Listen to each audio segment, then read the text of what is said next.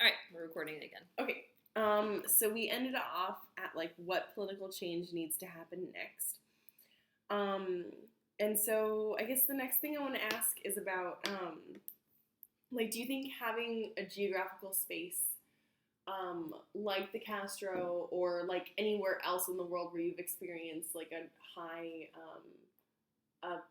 density of like an LGBTQ community or population, like is that important, or how does that affect?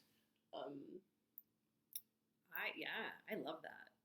Mhm. Like, I love even just like when I came to San Francisco for the first time, like going to the Castro was like, oh, such a invigorating feeling to see the rainbow flags, to see gay people holding hands, to know that there's like a certain area that no matter, even if the rest of the city has like gay people everywhere, which I feel like it does. I feel like you're gay until proven straight in this city.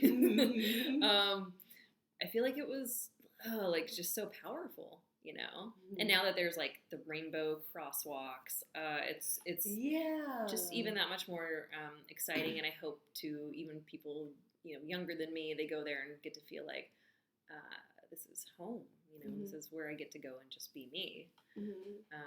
But in my hometown, San Marcos, there was not a gay area. In Austin, there was a gay area. Again, it was very male dominated, and I feel like would be really excited to have a very female oriented area, but that's such a rarity.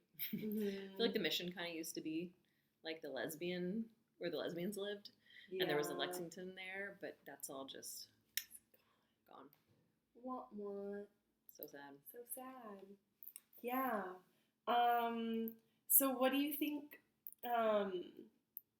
What do you think the LGBTQ community is gonna look like in 5 years, or in 10 years, or like what? Like in your perfect world, what would you see in the next 5 to 10 years? Oh wow. Yeah, in your perfect world, it can be anything.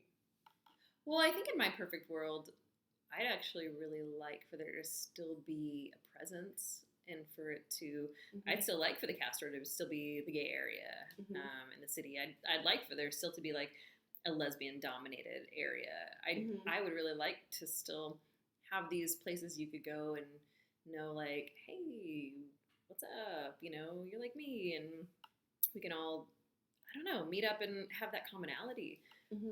But I think, and maybe it's a positive thing, and to some degree it's almost a sad thing, I think in the future that there won't be that kind of space. I think with equality evolving,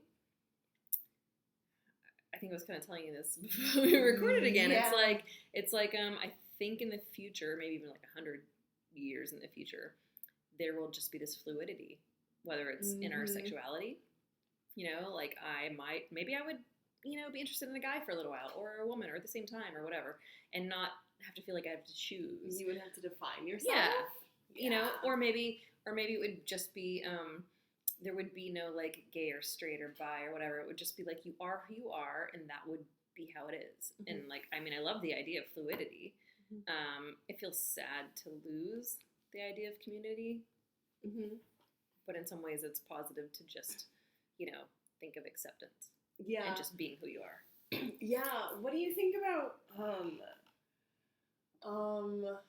because I guess, like, from my perspective, as someone who's pretty, like, who's, like, maybe, like, a tiny bit queer, but for the majority of myself, well, more than a tiny bit, but, I guess, like, appears to be, like, a pretty heteronormative, like, cis-identified, like, woman,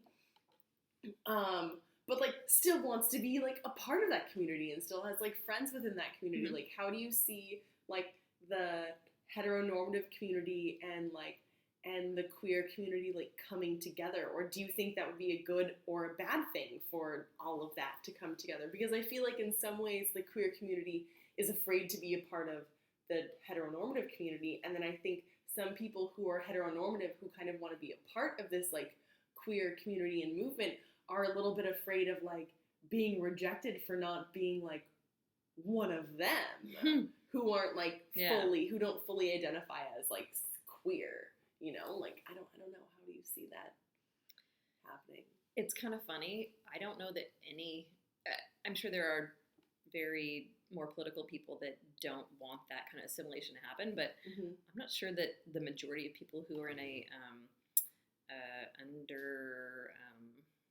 what's the word, like in a depressed community, in a smaller, I don't have the right word right now. I don't know if they don't want allies. Like, I want allies, you know, or a minority. Is that yeah, really, like, yeah, a minority? Thank Yeah, yeah. Like, I think people who are, well, for me, you know, thinking about being a female minority or a lesbian minority, like, I want allies. I want people to come aboard and, like, let's all support each other and to have that support. Like, if we didn't have the support of the hetero community, like, marriage equality would not have gotten passed. There is not a majority of gay people in this nation, you know, like, it's a majority heterosexual, maybe. Maybe they cross the lines but can't talk about it. But I think, you know, if we didn't have them, like, this would never have passed. So I don't know. I'm not about, like, let's just keep it all separate. Yeah. Cool. I guess, like, I don't know, what, do you have anything you would like to say or add? I kind of have no more questions off the top of my head. Yes, I feel like Uncle Sam, we need you. Join the gays. Or just like, did you ever want to say anything that recruiting I didn't ask in this whole, like, interview? Voice yourself. I don't know. We talked about that question, but now I don't feel like I have anything to add. I feel like you told asked me to ask this question. I feel like you asked a lot of great questions. Cool. And I feel like we covered, everything I think I'd want to say. Okay. Cool. Yeah. No, like. Let me look at the city. Feel inspired. Too bad this isn't Pride Week and City Hall isn't, like, lit up like a rainbow. Oh, that would be. Could you work on that next time? I'll ask. I'm sure them. that's a permit. I'll ask him. You know, I'll pull some strings. No, I don't have anything to add. Okay. Okay. Well, thanks, Courtney. Yeah. Cool. Oh, I feel like we should just be like, Courtney works on this awesome project. That's erotic feminist art, and it's amazing, and Courtney's awesome. And that's how I know Courtney. That's how we know each other. Yeah. She's awesome, too. Yeah. Okay, cool. Okay. Goodbye. The end. That's a wrap.